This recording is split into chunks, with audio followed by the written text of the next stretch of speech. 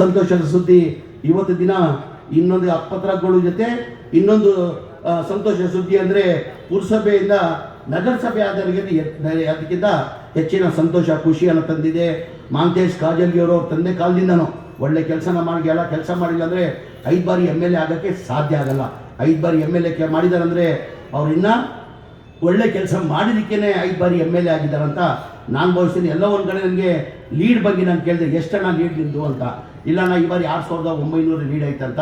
ಇಂಥ ವ್ಯಕ್ತಿಗಳಿಗೆ ಕನಿಷ್ಠ 50,000 ಲೀಡಲ್ಲಿ ಗೆಲ್ಲಿಸ್ಬೇಕು ನೀವೆಲ್ಲ ಸೇರಿ. ಏನಕ್ಕಂದರೆ ತಾಲೂಕು ಅಭಿವೃದ್ಧಿ ಆಗ್ತದೆ. ಇಂಥ ವ್ಯಕ್ತಿ ಸಿಕ್ಕಕ್ಕೆ ಸಾಧ್ಯ ಆಗಲ್ಲ. ಈಗ ನಾನು 5 ಬಾರಿ ನಾನು MLA ಆಗಿದ್ದೀನಿ ಮಾಂತೇಶಣ್ಣ. ನನ್ನ ಕ್ಷೇತ್ರಕ್ಕೆ ನಾನು ಚುನಾವಣೆ ಟೈಮಲ್ಲೇ ಚುನಾವಣೆ ಟೈಮಲ್ಲಿ ನನ್ನ ಕ್ಷೇತ್ರಕ್ಕೆ ಹೋಗಲ್ಲಮ್ಮ. ಒಂದೇ ದಿನ ಹೋಗಿ ಒಂದು ಅರ್ಜಿ ಆಗಿಬಿಟ್ಟು ಒಂದು 3 ಗಂಟೆ ರೋಡ್ ಶೋ ಮಾಡ್ತೀನಿ. ಜನ ನನ್ನ 5 ಬಾರಿ ನನ್ನ ಗೆಲ್ಲಿಸಿದ್ದಾರೆ. ಮೊದಲೇ ಬಾರಿ ನಾನು ಗೆಲ್ಲಿಸಿದ್ದು ಮಾಂತೇಶಣ್ಣ 3900 ಅಂತರದಲ್ಲಿ ಗೆಲ್ಲಿಸಿದ್ರು ಮೊದಲೇ ಎಲೆಕ್ಷನ್. 2ನೇ ಎಲೆಕ್ಷನ್ 20,000 ಲೀಡಲ್ಲಿ ಗೆದ್ದೆ. 3ನೇ ಎಲೆಕ್ಷನ್ 30,000 ಲೀಡಲ್ಲಿ ಗೆದ್ದೆ. 4ನೇ ಎಲೆಕ್ಷನ್ 39,000 ಗೆದ್ದೆ. ಮೊನ್ನೆ 3 ಗಂಟೆ ನಾನು ಪ್ರಚಾರಕ್ಕೆ ಹೋಗಿರೋದು 55,000 ಅಂತರದಲ್ಲಿ ಲೀಡಲ್ಲಿ ನಾನು ಗೆದ್ದಿದ್ದೀನಿ. ಅಂದರೆ ಜನತಾದಳ ನನ್ನ ಜನತಾದಳ 3 ಬಾರಿ MLA ಆಗಿದ್ದೀನಿ. ಅವಾಗ ಕಾಂಗ್ರೆಸ್ ಡಿಪಾಸಿಟ್ ಇಲ್ಲ, ಕಾಂಗ್ರೆಸ್ ಬಂದೆ ಜನತಾದಳ ಡಿಪಾಸಿಟ್. ಅಂದರೆ ಜನ ಒಳ್ಳೆ ಕೆಲಸ ಮಾಡಿದ್ರೆ ಯಾರು ಜನ ಕೈ ಬಿಡಲ್ಲ ಅಂತ ಹೇಳಕ್ಕೆ ಬಯಸ್ತೀನಿ. ಒಳ್ಳೆ ಕೆಲಸ ಮಾಡಿದ್ರೆ ಜನ ನೋಡಲ್ಲ, ಪಕ್ಷ ಭೇದ ಜಾತಿ ಏನೇನೂ ನೋಡಲ್ಲ. ಒಳ್ಳೆ ಕೆಲಸ ಮಾಡಿದ್ರೆ ಜನ ಜೊತೆ ಕೈ ಹಿಡಿತಾರಂತ ಹೇಳಿ ಮುಂದಿನ ದಿನ ಅಲ್ಲಿ ಭಾಳ ಸೀನಿಯರ್ ಆಗಿಬಿಟ್ಟಿದ್ದಾರೆ. ಮುಂದಿನ ದಿನ ಅಲ್ಲಿ ಇವ್ರು ನಾನು ಭಾವಿಸ್ತಾ ಇದ್ದ ಪಕ್ಷ ಹೈಕಮಾಂಡ್ ಪಕ್ಷ. ನಾವು ನಮ್ಮ ಅಭಿಪ್ರಾಯನ ಹೇಳ್ಬೋದು ಅಷ್ಟೇ. ಅಂದರೆ ಏನಿದ್ರು ನಮ್ಮ ಪಕ್ಷ ಹೈಕಮಾಂಡ್. ಮುಂದಿನ ದಿನ ಅಲ್ಲಿ 5 ಬಾರಿ MLA ಸೀನಿಯರಿಟಿ ಆಗಿದ್ದಾರೆ. ಮುಂದಿನ ದಿನ ಅಲ್ಲಿ ಇವರು ಮಂತ್ರಿ ಆಗಬೇಕಂತ ನೀವು ಏನು ಭಾವಿಸ್ತಾ ಇದ್ದೀರಾ?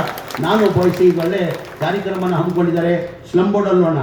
ಈಗ 4 ಎಲ್ಲ ಫ್ರೀ ಮಾಡಿಬಿಟ್ಟು ನಿಮ್ಮಲ್ಲಿ 3rd ಸ್ಟೇಜಲ್ಲಿ ಸ್ಟೇಜ್ ವೈಸ್ ಮಾಡಿಬಿಟ್ಟಿದ್ದೀವಿ. ನಾವು ಫಸ್ಟ್ ಸ್ಟೇಜಲ್ಲಿ 36,789 ಮನೆ ಕೊಟ್ಟಿದ್ದೀವಿ. ಸೆಕೆಂಡ್ ಸ್ಟೇಜಲ್ಲಿ ಬರೋ ತಿಂಗಳು 24ನೇ ತಾರೀಕಿಗೆ ಕಾರ್ಯಕ್ರಮ ಮಾಡ್ತಾಯಿದ್ದೀವಿ. 42,345 ಮನೆ ಕೊಡ್ತಾಯಿದ್ದೀವಿ. 3rd ಸ್ಟೇಜ್ ಮೇದಲ್ಲಿ 3rd ಸ್ಟೇಜಲ್ಲಿ ಕೊಡಬೇಕಂತ ತೀರ್ಮಾನ ಮಾಡಿದ್ವಿ. ಕಮಿಷನರ್ ಸಾಹೇಬರು ಏನು ಹೇಳ್ತಾ ಇದ್ರು, 400 ಮನೆಗಳನ್ನು ಈಗ ಮೈಲುಂಗಲ್ದು 400 ಮನೆಗಳನ್ನು 3rd ಸ್ಟೇಜಲ್ಲಿ ಕೊಡ್ತೀವಿ. ಮಾನ್ಯ ಮುಖ್ಯಮಂತ್ರಿಗಳು ಸೂಚನೆ ಕೊಟ್ಟಿದ್ದಾರೆ. ಅದು ಎಷ್ಟನ್ನ ಕಷ್ಟ ಆಗಲಿ ಎಷ್ಟನ್ನ ತೊಂದರೆ ಆಗಲಿ ಆ ದುಡ್ಡನ್ನು ನಾನು ಕೊಡ್ತೀನಿ. 2026 ಕೊನೆವರೆಗೂ 2,30,000 ಮನೆಗಳು ಕಂಪ್ಲೀಟ್ ಮಾಡಬೇಕಂತ ಮುಖ್ಯಮಂತ್ರಿಗಳು ಸೂಚನೆ ಕೊಟ್ಟಿದ್ದಾರೆ. ನಾನು ಖಂಡಿತ ಬರೋ ವರ್ಷದವರೆಗೆ ಏನು 10 ವರ್ಷದಿಂದ ಒಂದು ಮನೆ ಕೊಡೋಕ್ಕೆ ಸಾಧ್ಯ ಆಗಿಲ್ಲ. 2,30,000 ಮನೆ ಜನವರಿ 26 ಡಿಸೆಂಬರ್ ಕೊನೆವರೆಗೂ ಆ ಎಲ್ಲ ಮನೆಗಳು ಕೊಡ್ತೀನಿ ಅಂತ ಹೇಳ್ತಾ, ಆಮೇಲೆ ನಮ್ಮ ULB ಸ್ಕೀಮ್ ತಮಗೆಲ್ಲ ಗೊತ್ತೇ ಇದ್ದು ಇನ್ನೊಂದು ಸಿಹಿ ಸುದ್ದಿ ಅಂತ ಹೇಳಕ್ಕೆ ಬಯಸ್ತಾ ಇದ್ದೀನಿ ನಾನು. ನಮ್ಮ ಸರ್ಕಾರ ಅದು ಚಿಂತನೆ ಇದೆ, ಮುಖ್ಯಮಂತ್ರಿಗಳದ್ದು ಚಿಂತನೆ ಇದೆ. ULB ಸ್ಕೀಮ್ ಬಸವ ಅಂಬೇಡ್ಕರ್ ವಾಜಪೇಯಿದಲ್ಲಿ ಏನಿವತ್ತು 1,20,000 ನಾವು ಕೊಡ್ತಾ ಇದ್ದೀವಿ. 1,20,000 4 ಕಂತಲ್ಲಿ ಕೊಡ್ತೀವಿ. ಏನೇನು ಪಾಪ ಆಗಲ್ಲ. 1,20,000 ಮನೆ ಕಟ್ಟಕ್ಕೆ ಸಾಧ್ಯ. ಮುಖ್ಯಮಂತ್ರಿಗಳು ಚಿಂತನೆ ಇದೆ. ಅದು ಏನು 1,20,000 ಕೊಡ್ತೀವಿ, ಅದು SC ST 4 ಲಕ್ಷ ಮಾಡಬೇಕು, ಜನರಲ್ಗೆ 3 ಲಕ್ಷ ಮಾಡಬೇಕಂತ ನಮ್ಮ ಸರ್ಕಾರದ ಚಿಂತೆ ಇದೆ. ಮುಖ್ಯಮಂತ್ರಿಗಳು ಚಿಂತೆ ಇದೆ.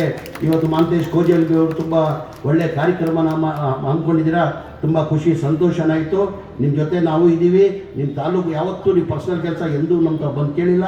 ನೀವು ಬಂದು ಕೇಳದೆ ನಿಮ್ಮ ತಾಲೂಕು ಅಭಿವೃದ್ಧಿಗೋಸ್ಕರ ನೀವು ಬಂದು ಕೇಳ್ತೀರಾ. ನಿಮ್ಮ ಜೊತೆ ನೀವೇನು ಹೇಳಿದ್ರು ಆ ಕೆಲಸ ನಾವು ಮಾಡಿಕೊಡ್ತೀವಿ ಅಂತ ಹೇಳಿ ಇವತ್ತು ಆಸಿಫ್ ಸೇಠ್ ಅವರು ಇಲ್ಲಿ ಬಂದಿದ್ದಾರೆ. ಅವ್ರಿಗೂ ಧನ್ಯವಾದಗಳನ್ನು ಸಲ್ಲಿಸಿ ತಮಗೆಲ್ಲ ಒಳ್ಳೆಯದಾಗಲಿ ಅಂತ ನನ್ನ ಮಾತನ್ನ ಮುಗಿಸ್ತೀನಿ. ಜೈ ಹಿಂದ್, ಜೈ ಕರ್ನಾಟಕ, ಜೈ ಕಾಂಗ್ರೆಸ್.